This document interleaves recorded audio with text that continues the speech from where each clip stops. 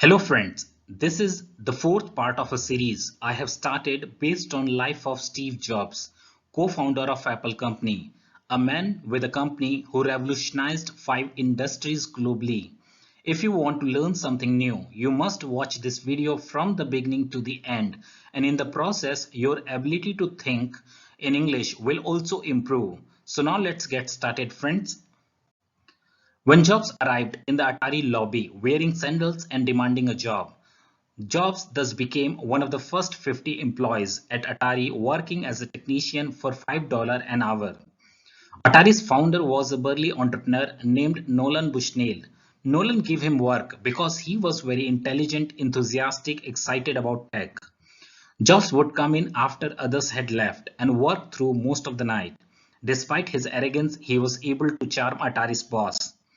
Jobs became fascinated with the idea that it was possible to start your own company. He had a burning drive to start his own business. Jobs was eager in early 1974 to visit India in order to take his own spiritual journey. Jobs was not motivated by mere adventure. For him, it was a serious search. When he got off the plane in New Delhi, he felt waves of heat, even though it was only April. He had been given the name of a hotel, but it was full, so he went to one his taxi driver insisted was good. Jobs asked the owner whether the water was filtered and foolishly believed the answer. He got dysentery pretty fast. He got a really high fever. He lost 40 pounds in about a week. Once he got healthy enough to move, he decided that he needed to get out of Delhi. So he headed to the town of Haridwar in northern India near the source of the Ganga, which was having a festival known as the Kumbh Mela. More than 10 million people poured into a town that usually contained fewer than 100,000 residents. He was there for a few days, but he decided that he needed to get out of there too.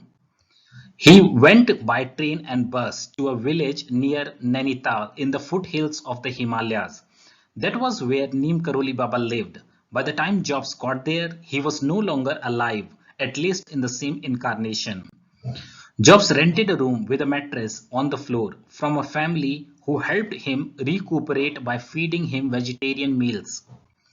There was a copy there of Autobiography of a Yogi in English that a previous traveler had left, and he read it several times because there was not a lot to do. He walked around from village to village and recovered from his dysentery. After his 7 months in India, he returned to America. Coming back to America was a cultural shock for him. The people in the Indian countryside didn't use their intellect like Americans did. They used their intuition instead, and their intuition was more powerful than intellect. His intuition started to blossom and he started to see things more clearly. His confidence improved and his feelings of inadequacy were reduced. Jobs came to believe that he could impart that feeling of confidence to others and thus push them to do things they hadn't thought possible.